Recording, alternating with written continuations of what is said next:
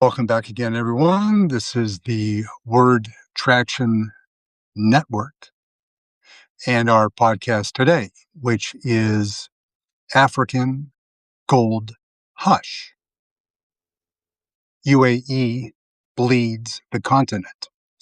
We've talked perhaps at length before about the conflict zone in Sudan, predominantly South Sudan, and the proxy war that was sponsored by UAE and earlier the Kingdom of Saudi Arabia as well. But as the girls are fighting now, the UAE and the kingdom aren't cooperating on these destructive endeavors, at least at the moment.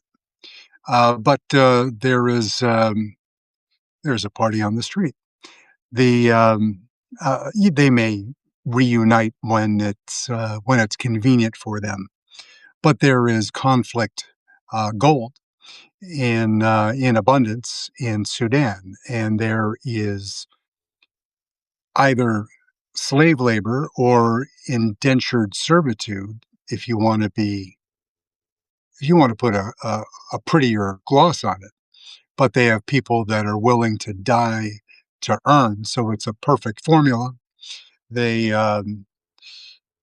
they arm rebel groups in South Sudan, and between South Sudan and the DRC, which we'll get onto in a moment, do UAE Dubai took about 800 tons of gold out last year, and about 50% of it is conflict gold.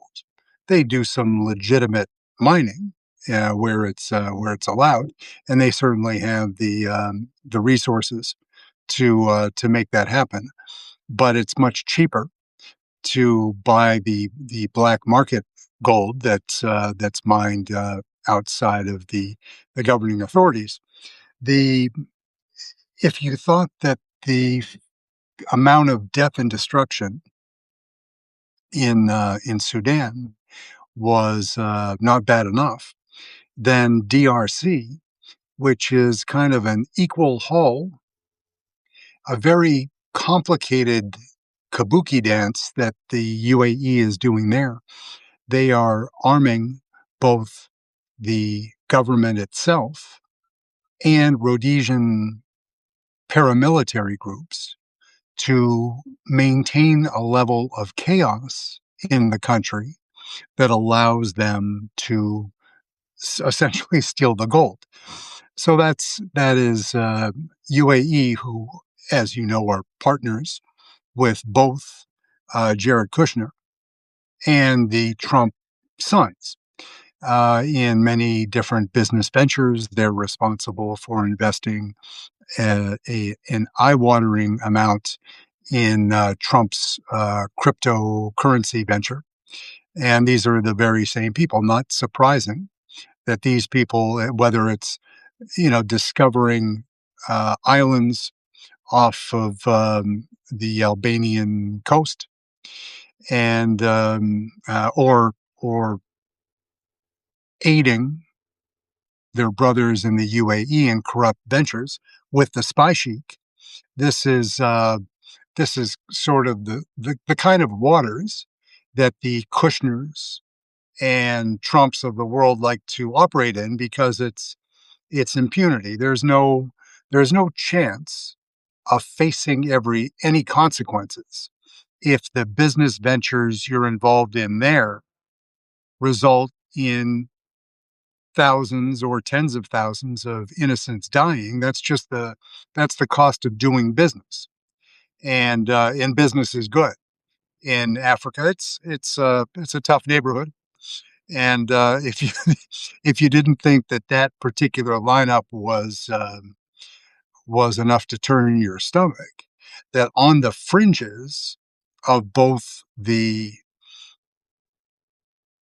participating with many of the warring factions in the DRC and in South Sudan, there is Vladimir Putin's, the remnants of his Wagner Group. Now, because the fact that the Wagner Group was getting a bad reputation for raping and murdering too many people themselves, Wagner has been going through a rebranding exercise in many parts of Africa, and they've split the larger operation into various splinter groups and renamed them, maybe a name appropriate for the country itself, or a group called Freedom.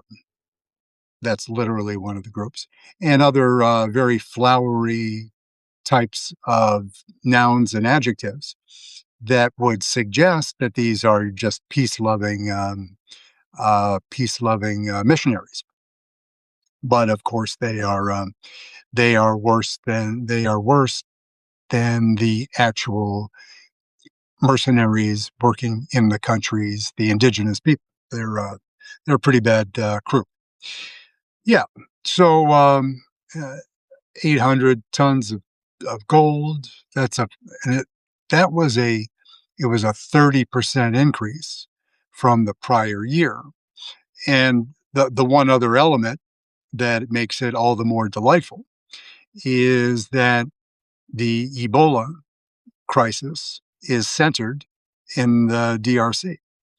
So people are dying at an alarming rate, but UAE is keeping the pedal to the metal because all they care about is keeping their gold reserves high. That's what they do these days. And of course, they still have oil. They don't. Nobody has reserves like the Saudis, except perhaps Venezuela. That's for another day. We have to revisit Venezuela and the fact that the real criminals that are exploiting Venezuela now are not. It's not nasty Nick Maduro. He's a guest of the United States government right now, but it's the regime that Trump left in place. That are this is this is convincing Venezuelans to exploit their own countrymen for the benefit of a fucking game show host, the same person that is responsible for ruining the United States of America. So it's how do they do that? I mean, it's corruption. There's a Chinese element to it that allowed them to exploit Venezuela because, as we've talked about before, prior to prior to Pastor Pete Hegseth and Trump rolling into to Caracas, uh, the China held 85% of the oil contracts for Venezuelan exports. So there was some dirty Shanghai theater going on behind that. And as I've argued before, the tit for tat, the secret deal is Trump gave Xi Jinping a pass on Taiwan. Do what you need to do. Just let us FAFO in our own backyard. Sorry about the oil.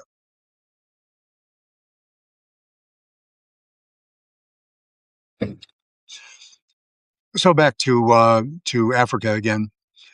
This the Ebola outbreak, which is the Bundi derivation of the virus, which is one that you've heard on the news. This is one that they are doing trials on, but there is no known treatment or for there is no serum, there is no answer for this particular strain of Ebola, which is just Ebola. Any version of it is a miserable. Think about blood boiling. Essentially, it's a miserable way to die, and in the kill rate with this particular strain of the virus is well over 50%. So, and of course, it's the richest countries in the world, the UAE and USA, with the kingdom on the sidelines, that are always the ones exploiting the most desperate and poor people on the earth, and that's what we are famous for in the United States, and UAE has elevated that to a new level of art. I'm going to try to get the clip of this and put it in the feed. There was a scene that was caught by a local by a media group that covers the UAE. There was a bunch of wastrels from the UAE on a shopping adventure in walking around the streets of London with their retinue, their 50 security guards, etc. And there was a gentleman, a resident of London, who is a South Sudanese by birth, and he started screaming. He recognized uh, the um, the potentates and wastrels from UAE and started shouting them out on the streets of London and saying that, you're murderers, you've killed my family, you're bad for effort, just telling them the truth at a high volume. And of course, the troops surrounded the wastrel, and one of the troops can be heard screaming at the poor gentleman from South Sudan that "I'll kill you, you black bastard." Nice warm things in English, as clear as day. I'll try to post it. It's just a reminder that the countries that Donald Trump and his children find most amenable to their particular brand of corruption are some of the worst human beings on the planet. So we know it, but we're frequently reminded of it, and it's important because when the tables turn, and much like you know, Bibi Netanyahu is coming up on elections in the second or third week in October. And it's like, a new Congress comes in and with all the help of whichever God is running the place, we have a success in the House, if not in the House and the Senate, and turn the tables a little bit. Then, of course, the both the tech bros and the folks across the Middle East who sidled up to Donald Trump will be coming back and starting to feel out like, hey, it was only business. It wasn't personal. It'll sound like a Godfather 5 movie saying, we didn't have any choice. We were afraid we were going to lose our status in the world. You understand that we didn't want pizza delivery all the way to the Middle East because it's very expensive, and Donald Trump's crazy, and you can't blame us for taking his side because you were so mean to us before. Joe Biden was so horrible to us. He didn't treat Bibi Netanyahu like a king when he came and to the U.S. So all's forgiven, right? Fuck yourself. Right? So whether it's KSA, UAE, or Israel, Israel's doing they're digging their own grave, or Netanyahu is right out in front of that, and APEC is giving him all the support he needs to bury himself. That may not in the elections ultimately. It's easy to say, well, we defeat Netanyahu, and then all of our troubles are solved. That's not the case at all. That several of the gentlemen, the coalition that may need to form in order to beat. Somebody had a good dinner tonight. A lot of energy. Yeah, that it's not right now. It's all about Netanyahu because he's hurting the Israeli people. he is causing they many people point to an increase, anti-Semitism is on the rise in the United States. Anti-Semitism will remain on the rise as long as Netanyahu is there, and certainly between now and the end of the election cycle, because he's doing so many things. He's, telling lies about the mayor of New York City. He is, I, I'm laughing because you have to laugh. Bibi Netanyahu made a comment. He was on a radio program that was part of the Israeli military. I can't, if it was an Israeli army channel, perhaps.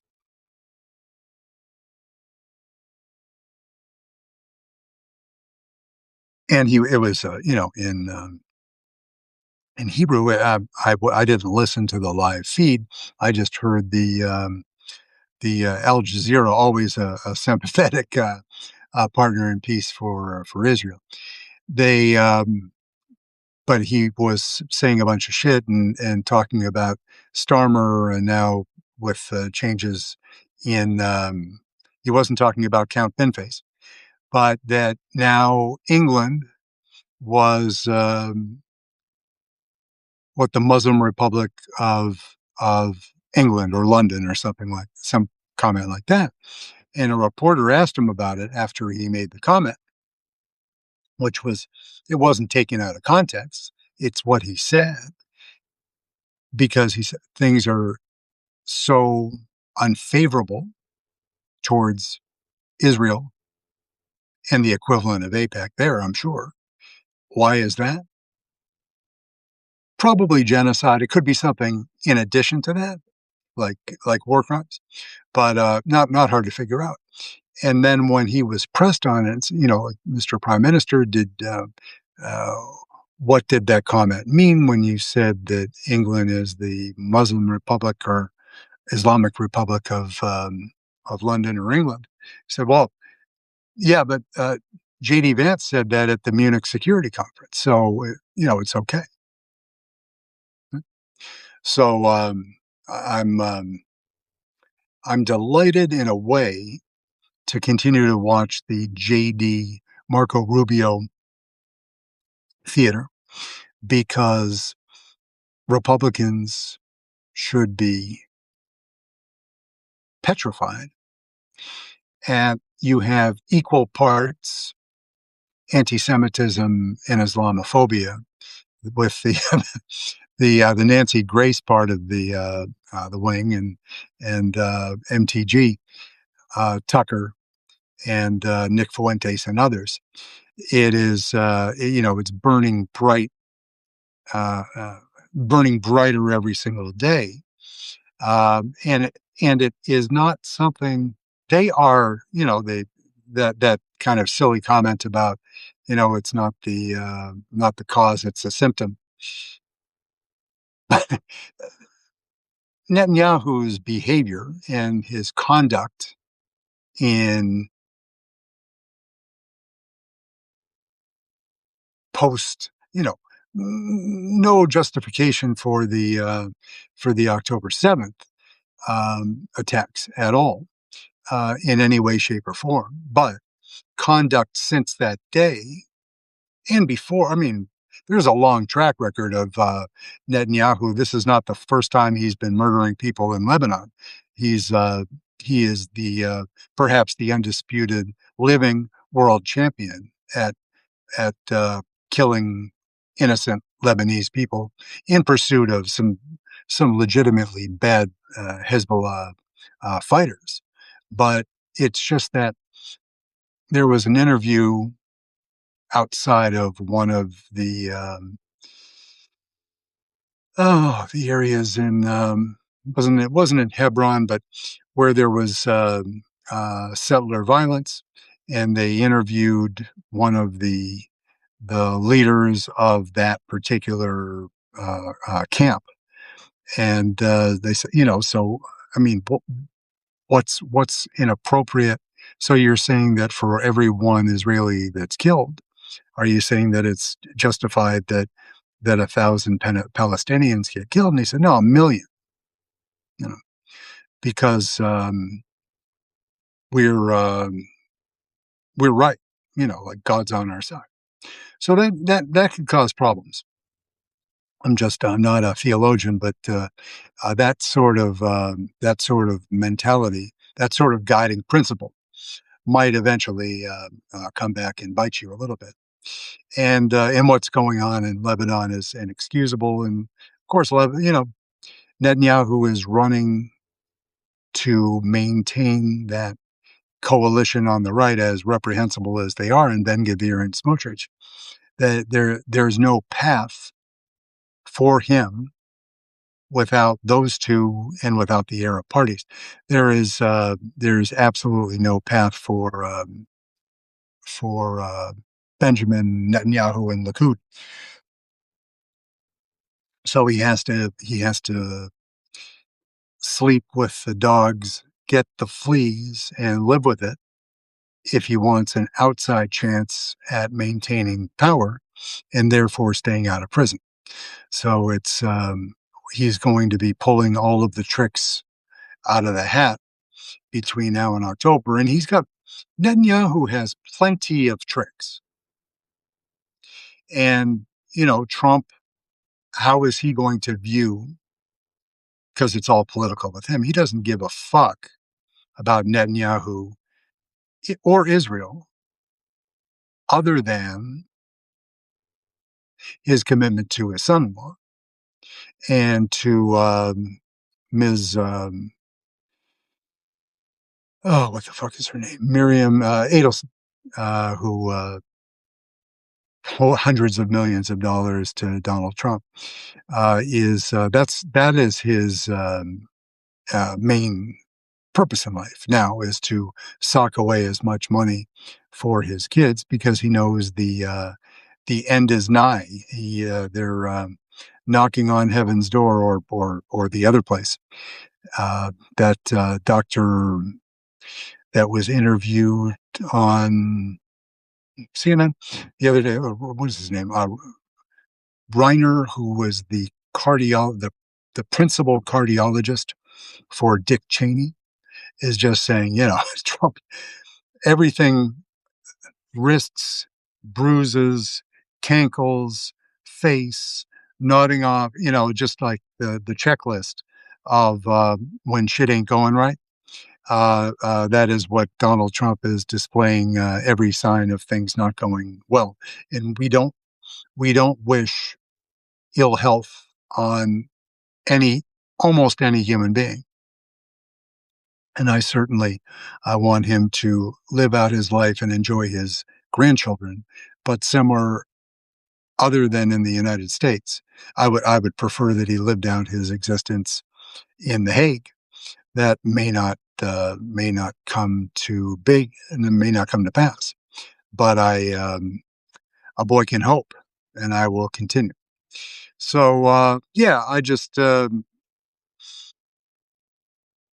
reminder that even when things look as desperate, miserable, violent, and revolting as they do in South Sudan, with the way that the UAE is exploiting those fine people, it's even worse, arguably worse, in DRC, while they're in the middle of a life and death, true life and death pandemic.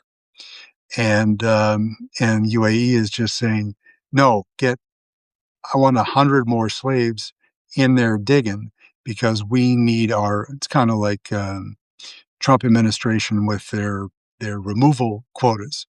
It's like, I don't care how many fucking people die. I need my gold. So, standard of living. You know, I'm a prince. I'm a sheik. So yeah, and good, nice bunch of people. Thank you. That was my positive, positive podcast for the day. Something coming on the weekend. Absolutely. Don't know what it is yet. And I'll thank you for that. If you care to, you can kindly subscribe, restack, share on another platform. If you know somebody that you think they need a little dark murder, slavery, indentured servitude, and Ebola update, something positive to get you in the weekend, I'm your boy. So thank you, and we'll be back in touch with probably tomorrow, if not Sunday, probably both. Thank you, and have a great night.